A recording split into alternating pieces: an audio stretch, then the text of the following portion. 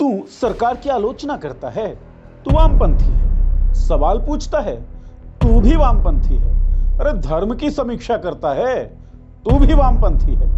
इधर उधर जिधर पड़े नजर सब वामपंथी हैं जो सरकार की आलोचना करें। वामपंथ या कम्युनिस्टों के बारे में ये राय अब आम फहम हो चुकी है।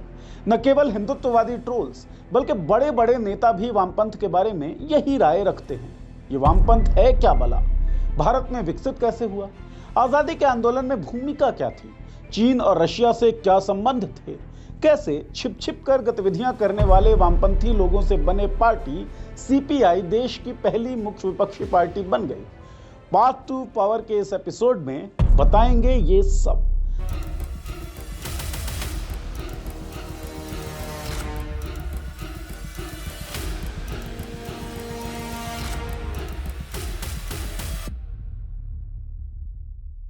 नमस्कार, मैं हूं नीरज और आप देख रहे हैं मॉलिटिक्स। भारत में वामपंथी विचार कैसे फैला, इस पर बात करने से पहले संक्षेप में जान लेते हैं कि ये वामपंथ है क्या। पॉलिटिकल स्पेक्ट्रम में वामपंथ यानी कि लेफ्ट विंग और दक्षिणपंथ यानी कि राइट विंग शब्द पहली बार दिखता है 1789 के फ्रांस में। फ्रांस की राष्ट्रीय सभा के सदस्य संविधान का ड्राफ्ट तैयार करने के लिए इकट्ठा हुए। राजा लुईस 16वें को संविधान में कितना अधिकार होना चाहिए, इस सवाल पर सदस्यों में भारी मतभेद था। जैसे जैसे बहस बढ़ती गई, दोनों गुटों ने असेंबली हॉल में अपने अपने क्षेत्रों पर कब्जा कर लिया। राजशाही के विरोधी क्रांतिकारी सदस्य प्रिजाइडिंग ऑफिसर की बाईं ओर, जबकि राजशाही के समर्थक रूढ़िवादी और कुलीन सदस्य दाईं ओर बैठे। यहीं से राइट विंग और लेफ्ट विंग शब्द शुरू हुआ। इस सीटिंग अरेंजमेंट से राइट विंग और लेफ्ट विंग के बारे में दो तीन चीजें पता चलती हैं। पहली ये कि लेफ्ट वाले राजशाही के खिलाफ थे, जबकि राइट वाले राजशाही के साथ। लेफ्ट वाले प्रगतिशील और बदलाव के समर्थक थे, जबकि राइट वाले रूढ़िवादी थे। धीरे धीरे लेफ्ट और राइट के सोशल और इकोनॉमिकल सिद्धांत भी पक्के होते चले। दोनों का राष्ट्रवाद भी अपनी अपनी तरह परिभाषित हुआ। इस वीडियो में हम उन सिद्धांतों की तहों में नहीं जाएंगे, बस मोटे तौर पर यह समझ लीजिए कि लेफ्ट विंग सामाजिक बराबरी में यकीन करता है, डिग्निटी ऑफ लेबर की बात करता है, पूंजीवाद के खिलाफ रहता है और मानता है कि राज्य का कोई धर्म नहीं हो सकता। यह धड़ा अपने उद्देश्यों की पूर्ति के लिए सशस्त्र संघर्ष करने का रास्ता चुनता है। अब आते हैं भारत में वामपंथ या लेफ्ट के विकास की कहानी पर। तो साहब 1915 की बात है, गांधी दक्षिण अफ्रीका से भारत आ गए थे। 1920 तक आजादी के आंदोलन के जन नेता के तौर पर स्थापित हो चुके थे। गांधी सशस्त्र संघर्ष के विरोधी थे और अहिंसा उनका सबसे मजबूत हथियार था। धीरे धीरे अहिंसा के रास्ते वो देश की आजादी की लड़ाई लड़ रहे थे। लेकिन इसी दौर में रूस में एक अद्भुत घटना घटी। 1917 में व्लादिमीर लेनिन के नेतृत्व में मजदूरों ने सशस्त्र संघर्ष की बदौलत राजशाही को उखाड़ फेंका। इस घटना का भारत के स्वतंत्रता आंदोलन के संघर्ष में लगे लोगों पर भी गहरा असर हुआ और यहीं से भारत में वामपंथ यानी कि लेफ्ट विंग के विकास के रास्ते खुलते हैं, तैयार होते हैं। अगर आप भारत के संविधान की आधिकारिक वेबसाइट पर जाएंगे तो आपको संविधान के कई प्रारूप मिलेंगे। उनमें से एक 1944 में लिखा गया था, जब संविधान सभा ने संविधान पर चर्चा भी शुरू नहीं की थी। इस संविधान को एम एन रॉय यानी मानवेंद्र नाथ रॉय ने लिखा था। एम एन रॉय कलकत्ता में जन्मे। 1905 में धार्मिक आधार पर अपने राज्य बंगाल का विभाजन देखा। 14 बरस के हुए तो एक बंगाली मिलिशिया में शामिल हो गए, जिसे अनुशीलन समिति कहा जाता था। इस समिति का उद्देश्य सशस्त्र संघर्ष के जरिए ब्रिटिश सरकार को गिराना था। लेकिन ये एक छोटी सी मिलिशिया थी जिसके पास बहुत कम संसाधन थे, इसीलिए वे अपने उद्देश्यों को पूरा कर नहीं सके। एम एन रॉय और उनकी मिलिशिया ने इस समस्या का समाधान ढूंढा। जब 1914 में प्रथम विश्व युद्ध शुरू हुआ तो उन्होंने सोचा कि उनके दुश्मन का दुश्मन उनका मित्र हो सकता है, यानी वे अंग्रेजों को हटाने के लिए जर्मनी की मदद लेना चाहते थे।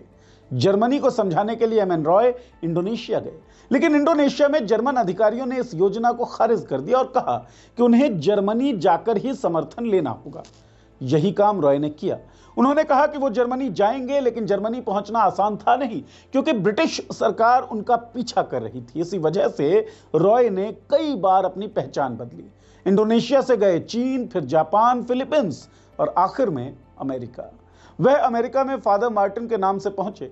उनकी योजना थी कि वो अमेरिका से अटलांटिक के जरिए जर्मनी पहुंचेंगे, लेकिन ऐसा हो नहीं सका क्योंकि पहले विश्व युद्ध में अमेरिका ने ब्रिटेन के साथ हाथ मिला लिया। एमएन रॉय भारत को ब्रिटेन से आजाद कराने की कोशिशों के तहत अमेरिका में थे और अमेरिका ब्रिटेन के साथ था। अमेरिकी पुलिस ने रॉय को गिरफ्तार कर लिया। जमानत मिलने के बाद रॉय ने अपनी पहचान बदली और मैक्सिको की सीमा पार कर गए और वहां मैक्सिकन कम्युनिस्ट पार्टी शुरू की। मैक्सिको पहुंचने के बाद रॉय की राजनीतिक समझ काफी बदली। उन्होंने सोचना शुरू किया, अगर वे हथियार बंद विद्रोह के जरिए सरकार गिरा भी दें तो उसके बाद भारत को कौन और कैसे चलाएगा। रॉय के बौद्धिक पक्ष ने उनके उग्रवादी पक्ष को दबाना शुरू कर दिया। उन्होंने एक स्थानीय अखबार के लिए लिखना शुरू किया और कुछ स्थानीय नेताओं से दोस्ती की। उन्हीं के साथ मिलकर उन्होंने सोशलिस्ट वर्कर्स पार्टी बनाई। ये सब रूसी क्रांति से पहले की बात है और फिर हुई रूसी क्रांति। लेनिन के नेतृत्व में क्रांतिकारियों ने रोमानोव साम्राज्य को गिराया और रूस में कम्युनिस्ट शासन शुरू किया। इस शासन में फैक्ट्रियों में काम करने वाले लोग यूनियंस के जरिए खुद शासन चलाते और सरकार मुफ्त शिक्षा, स्वास्थ्य सेवाएं और आवास उपलब्ध कराती। लेनिन के कम्युनिज्म को देखकर रॉय ने यह प्रणाली भारत में लाने का सपना देखा। इसी प्रेरणा से उन्होंने अपनी सोशलिस्ट वर्कर्स पार्टी का नाम बदलकर कम्युनिस्ट पार्टी ऑफ मैक्सिको कर दिया। लेनिन, जो दुनिया भर में कम्युनिज्म फैलाना चाहते थे, एमएन रॉय से काफी प्रभावित हुए। लेनिन ने रॉय को रूस में एक सम्मेलन में भाग लेने के लिए बुलाया और उनसे भारत की कम्युनिस्ट पार्टी गुप्त रूप से शुरू करने के लिए कहा, जिसके बाद एमएन रॉय ने अबानी मुखर्जी के साथ मिलकर कम्युनिस्ट पार्टी ऑफ इंडिया को साल 1920 में उज्बेकिस्तान के ताशकंद में गुप्त तरीके से शुरू किया। यहां पार्टी को गुप्त तरीके से इसलिए शुरू किया गया क्योंकि रॉय और लेनिन के बीच कुछ मुद्दों पर मतभेद थे। वो मतभेद क्या थे? एमएन रॉय का मानना था कि भारतीय राष्ट्रीय कांग्रेस को रूस सरकार का समर्थन नहीं मिलना चाहिए क्योंकि वह ऊंचे वर्ग और जमींदारों की पार्टी है, लेकिन लेनिन ने आजादी के लिए चलाए जा रहे कांग्रेस के आंदोलन को समर्थन दिया क्योंकि रूस नहीं चाहता था कि मध्य एशिया में ब्रिटेन का प्रभाव बढ़े। गुप्त तरीके से एमएन रॉय द्वारा बनाई गई कम्युनिस्ट पार्टी ने लेनिन की मदद से अपना काम करना शुरू कर दिया। ये पार्टी अपना काम इतने गुप्त तरीके से कर रही थी कि भारत में लोगों को यह खबर तक नहीं पहुंची कि भारत की भी कम्युनिस्ट पार्टी बन चुकी है। इसके बाद साल आया 1921, अप्रैल महीने की बात है। भारतीय क्रांतिकारियों का एक डेलीगेशन सोवियत रूस के बुलावे पर मॉस्को पहुंचा। इसे लीड कर रहे थे वीरेंद्र नाथ चट्टोपाध्याय। वीरेंद्र नाथ सालों से सोशलिस्ट आंदोलनों के साथ जुड़े हुए थे। वो जर्मन सोशलिस्ट कांग्रेस का हिस्सा थे और साथ ही स्वीडन, फ्रांस जैसे देशों में उन्होंने सोशलिस्ट आंदोलन में भाग लिया था। इस डेलीगेशन का मकसद था पहली भारतीय कम्युनिस्ट पार्टी की स्थापना करना। वीरेंद्र नाथ चट्टोपाध्याय को 1917 में ही सोवियत रूस आने का निमंत्रण मिला था, लेकिन किन्हीं कारणों से वो जा नहीं पाए थे। 1920 में उन्हें जाने का मौका मिला, लेकिन सोवियत अधिकारियों ने उन्हें रोक दिया, ये कहते हुए कि उन्हें अपने बाकी साथियों को लेकर एक प्रॉपर डेलीगेशन के साथ आना होगा। अगले साल अप्रैल में वीरेंद्र नाथ डेलीगेशन लेकर पहुंचे। यहां वो कम्युनिस्ट इंटरनेशनल यानी कि कॉमिंटर्न से एक मीटिंग कर भारत में कम्युनिस्ट चैप्टर की शुरुआत करना चाहते थे, लेकिन मॉस्को पहुंचते ही एक अखबार के जरिए उन्हें पता चला कि भारतीय कम्युनिस्ट पार्टी की स्थापना तो हो चुकी है और उसे सोवियत रूस से मान्यता भी मिल चुकी है। वीरेंद्र नाथ को एक झटका और लगा जब पता चला कि सीपीआई की शुरुआत करने में मानवेंद्र नाथ रॉय ने अहम भूमिका निभाई थी। झटका इसलिए क्योंकि वीरेंद्र नाथ और उनके डेलीगेशन का रूस पहुंचने का सारा इंतजाम एमएन रॉय की पत्नी एवेलिन ट्रेंट ने कराया था, लेकिन इस दौरान उन्होंने भी वीरेंद्र नाथ को कोई भनक लगने नहीं दी। वीरेंद्र नाथ के साथ डेलीगेशन में बड़े बड़े दिग्गज थे, भूपेंद्र नाथ दत्त, अब्दुल हफीज मोहम्मद बरातुल्ला, पांडुरंग सदाशिव आदि। इन लोगों ने सवाल उठाया कि बिना उन्हें सूचना दिए भारतीय कम्युनिस्ट पार्टी को मान्यता कैसे दे दी गई और एमएन रॉय की पार्टी के साथ काम करने से मना कर दिया। फिर आया साल 1924। व्लादिमीर लेनिन की मृत्यु के बाद रूस की कम्युनिस्ट पार्टी में गद्दी को लेकर खींचतान शुरू हुई। कम्युनिस्ट पार्टी के कई नेताओं ने लेनिन की कुर्सी पर हक जताया, लेकिन बाजी मारी जोसेफ स्टालिन ने। स्टालिन की गद्दी संभालने के बाद ताशकंद में बनी सीपीआई से नाराज लोगों को दोबारा से सीपीआई बनाने का मौका मिल गया था। जिसके बाद 26 दिसंबर 1925 को कानपुर में एक कम्युनिस्ट सम्मेलन आयोजित किया गया।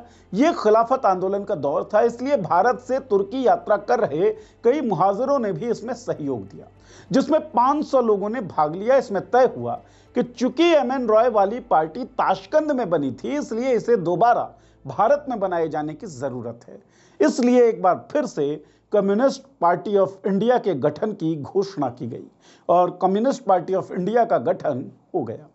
गठन के बाद से ही पार्टी ने ब्रिटिश साम्राज्य के खिलाफ मोर्चा खोल दिया। साथ ही जाति व्यवस्था के खिलाफ लड़ाई और भूमि सुधार के लिए बड़े पैमाने पर लड़ाई लड़ने लगे।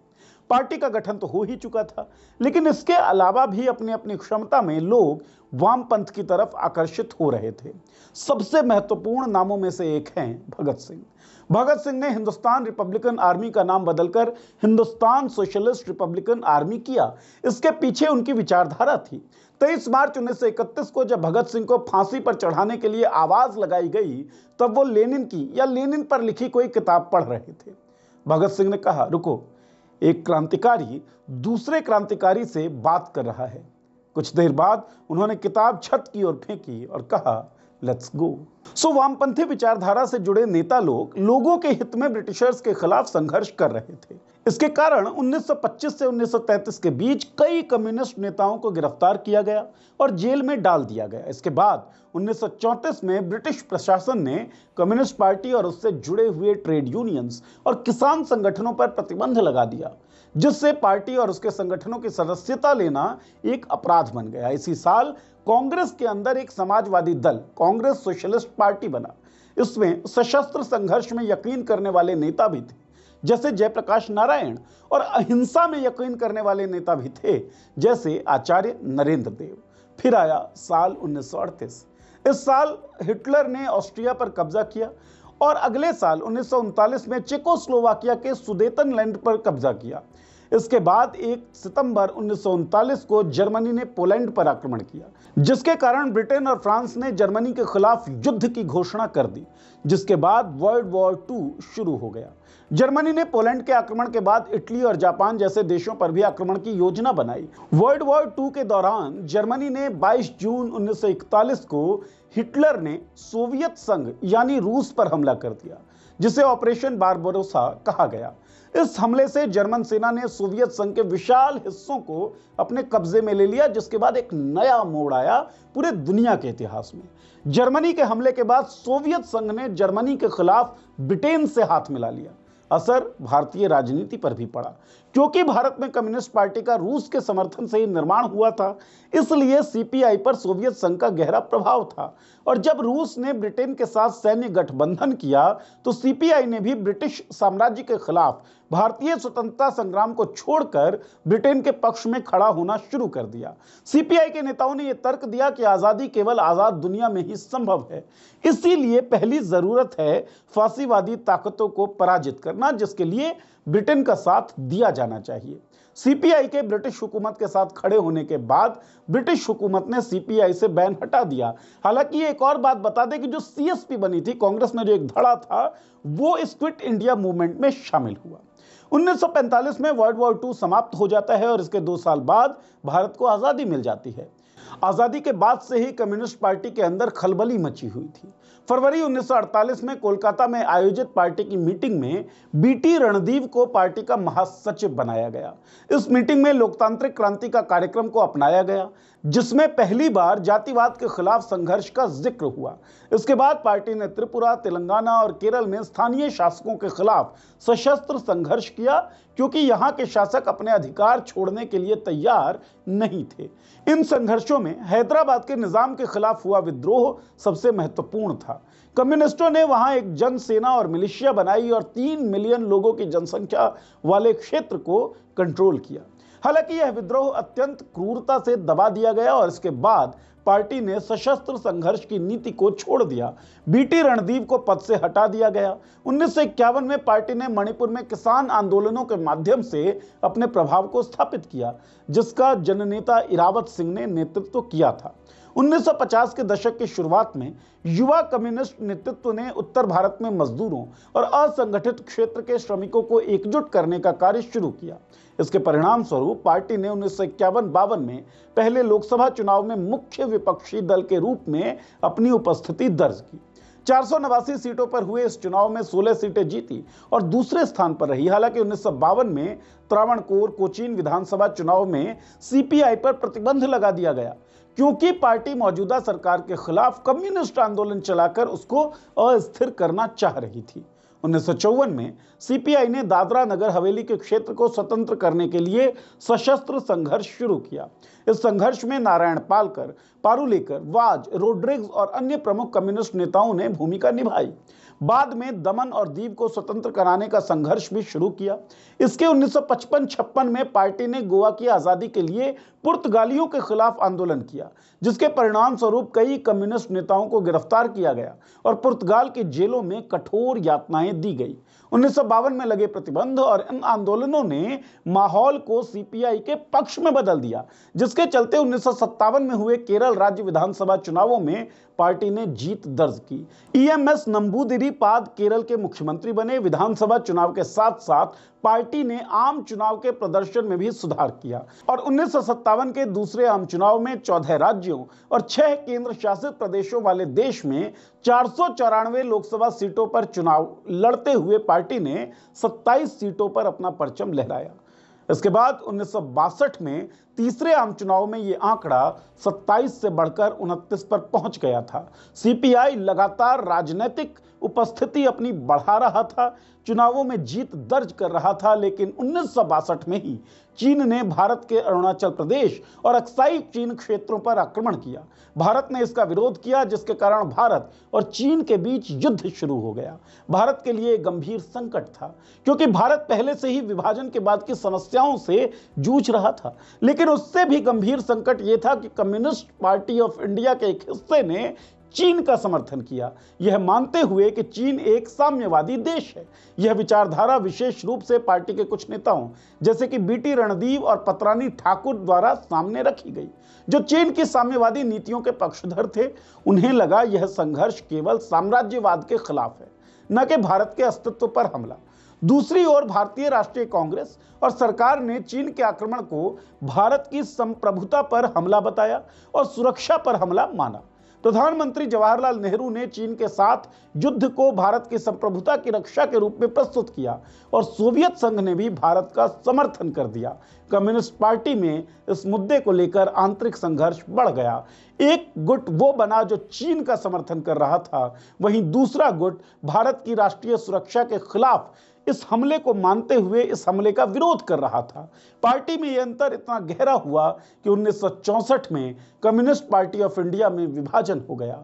इस विभाजन के परिणाम स्वरूप सीपीआईएम यानी कम्युनिस्ट पार्टी ऑफ इंडिया मार्क्सवादी का गठन हुआ, जो चीन के प्रति पार्टी की नीतियों का विरोध कर भारतीय राष्ट्रीय हितों को प्राथमिकता देने की दिशा में अग्रसर हुआ।